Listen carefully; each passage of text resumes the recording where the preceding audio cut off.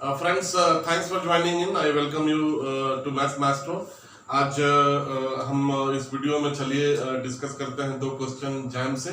पहला क्वेश्चन जो है मैथमेटिकल स्टैटिस्टिक्स से है और दूसरा जो है मैथमेटिक्स से है, और ये दोनों क्वेश्चन लीनियर अलजेब्रा से मैंने पिकअप किया है और दोनों के दोनों ही जो है सिस्टम ऑफ लीनियर इक्वेशन से हैं। तो ये दोनों हम इसी में डिस्कस करते हैं और देखते हैं क्या है। तो पहला क्वेश्चन आपके स्क्रीन पे जो अपीयर हो रहा है वो कहता है कि एक इक्वेशन है x plus 2y plus z is equal to 0 और दो है y plus 5z plus 1 and by minus 5z is equal to minus 1। और इसमें दिए गए चार ऑप्शंस में जो सही है वो हमें सेलेक्ट करना है। और ये कहता था system has unique solution for a is equal to 1 and b is equal to minus 1। The system has unique solution for a is equal to minus 1 and b is equal to 1। The system has no solution for a is equal to 1 and b is equal to 0, और last option the system has infinitely many solution for a is equal to 0 and b is equal to 0। तो इसको समझते हैं। पहले तो मैं equations लिख लेता हूँ यहाँ पे। तो दोस्तों ये इक्वेशन है and this equation is nothing of but of the sort ax is equal to b, जो हम लोग लीनियर अलजेब्रा में आपने डेफिनेटली इसको कई बार आपको अपॉर्चुनिटी मिली होगी इसको पढ़ने का और समझने का।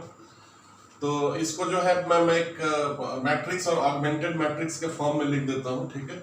और वो कैसा रहेगा ऑगमेंटेड मैट्रिक्स के फॉर्म में a 2 1 0 1 5 0 b माइनस 5, और ये जो है उसको हम यहाँ पे लिखते हैं 0 1 and minus 1 in the same matrix, and this matrix is called augmented matrix, और इसको यूजुअली हम a is to b ऐसे डिनोट करते हैं, ठीक है।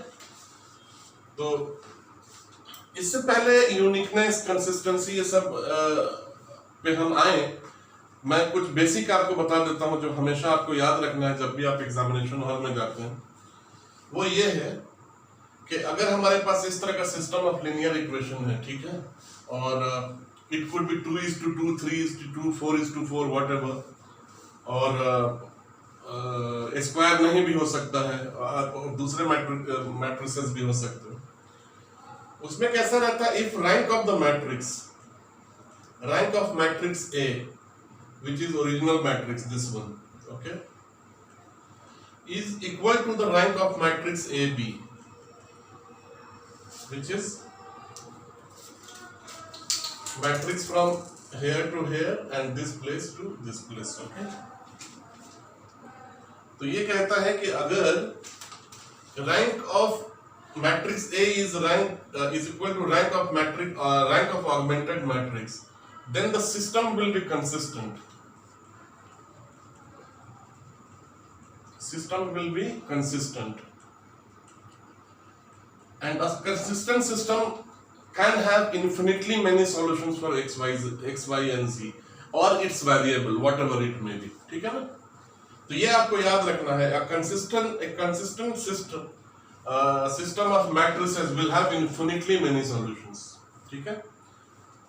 पहला ये हो गया। दूसरा, if rank of A is not equal to rank of B,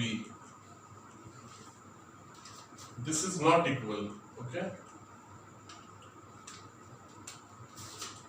system will have no solution, has no solution, okay, system has no solution।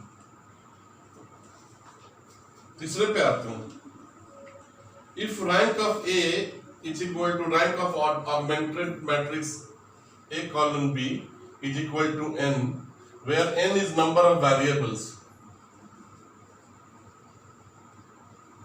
in this case number of variables are x, y and z, these are the variables, okay। So if the rank of matrix is equal to rank of augmented matrix and that in turn equals to the number of variables, the system will have unique solution, okay, ठीक है ना। तो ये अब ये जो system दिया गया है इनमें से किसमें फॉल करेगा वो अपने को देखना है, इसको एनालाइज करके कि ये कहाँ आता है, ठीक है। तो आइए हम उसको देखते हैं, ठीक है फ्रेंड्स। तो हमारे पास मैट्रिक्स अभी क्या है, ये मैट्रिक्स है और ये बहुत सिंपल है मैट्रिक्स, इसमें कोई बहुत ज्यादा मुश्किल नहीं लगता है मुझे, क्योंकि यहाँ +5 है, यहाँ -5 है, यहाँ 1 है, यहाँ -1 है।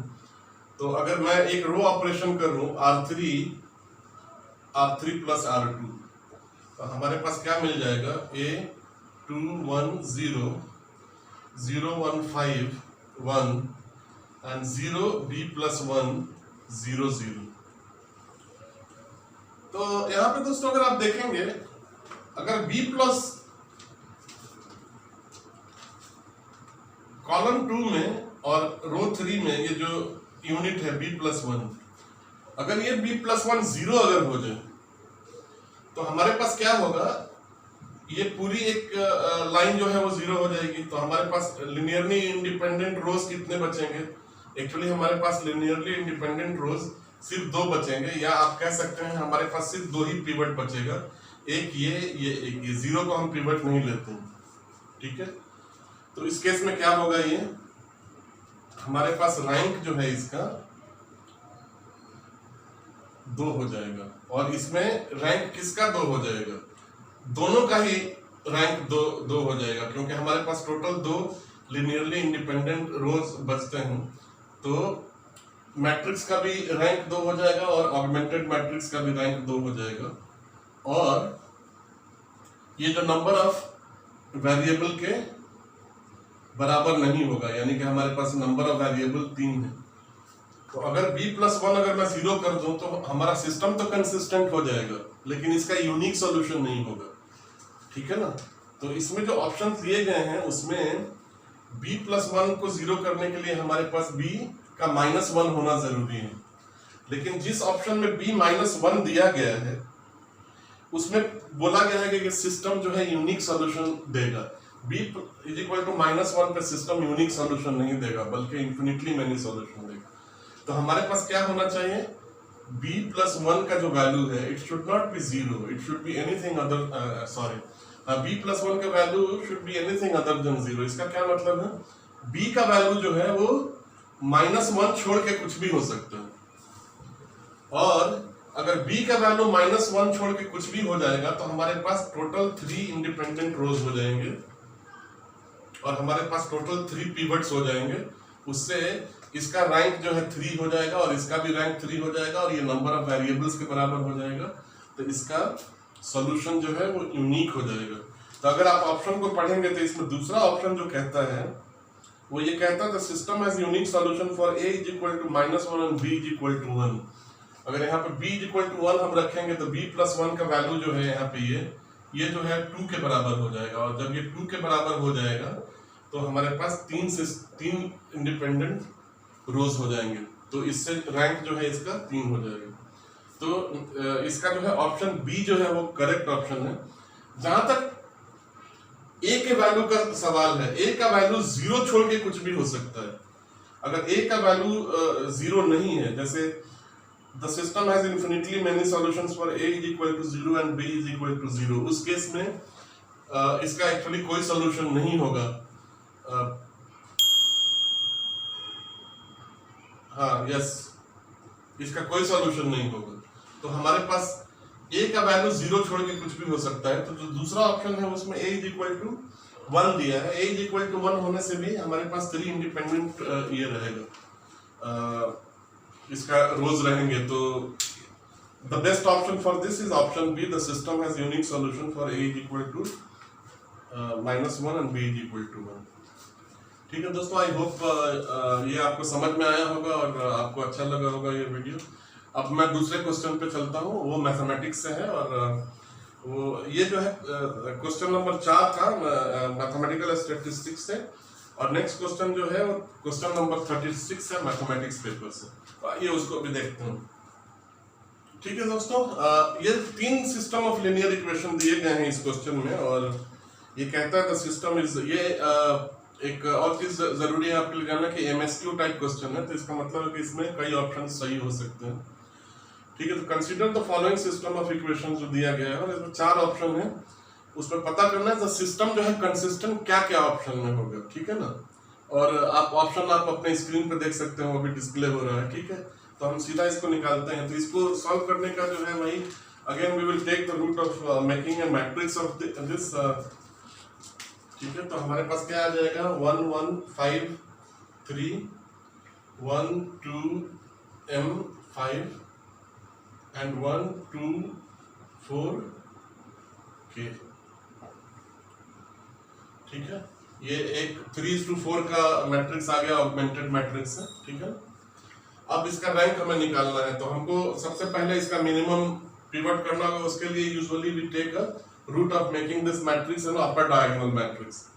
इसको हम फिर इसमें रो ऑपरेशन करेंगे। रो ऑपरेशन में R3 में से R2 में निकाल देता हूं। ठीक है, और फिर R2 में से R1 भी निकाल सकते हैं, लेकिन उसकी कोई जरूरत नहीं है क्योंकि इसका रैंक किसी भी सूरत में 2 से कम नहीं हो सकता है। ठीक है, तो 1 1 5 3 और इसमें से इसको निकालेंगे तो ऊपर 1 बच जाएगा, यहाँ पे 2 बच जाएगा, यहाँ पे m बच जाएगा और ये 5 एंड दिस विल बिकम 0 0 और 4 माइनस m एंड ये जो है k माइनस 5।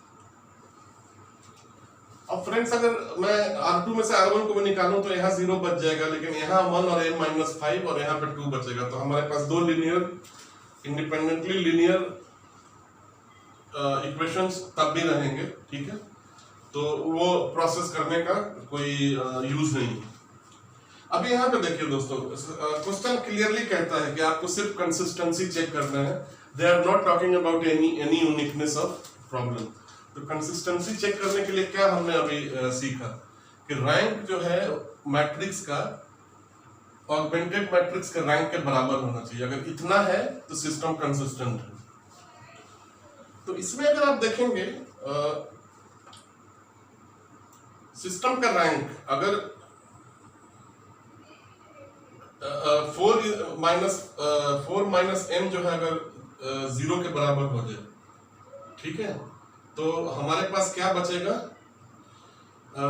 जो मैट्रिक्स है उसका रैंक तो 2 हो जाएगा, लेकिन जो ऑगमेंटेड मैट्रिक्स है उसका रैंक 3 हो जाएगा। तो system will actually not have any solution, क्योंकि जब 4 माइनस m हम 0 के बराबर लेंगे तो k माइनस 5 जरूरी नहीं है कि 0 के बराबर हो, उसका कुछ ना कुछ वैल्यू हो सकता है। तो उस केस में क्या होगा, ये जो है सिस्टम जो है actually will not be consistent. तो इसमें कैसा रहेगा कि either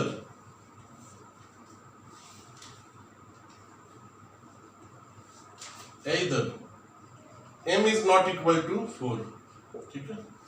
अगर m का वैल्यू अगर 4 के अलावा कुछ भी हो तो हमारे पास एक और इंडिपेंडेंट लाइन मिल जाएगा और हमारे पास रैंक 3 मिल जाएगा। And so the rank of original matrix is equal to rank of augmented matrix.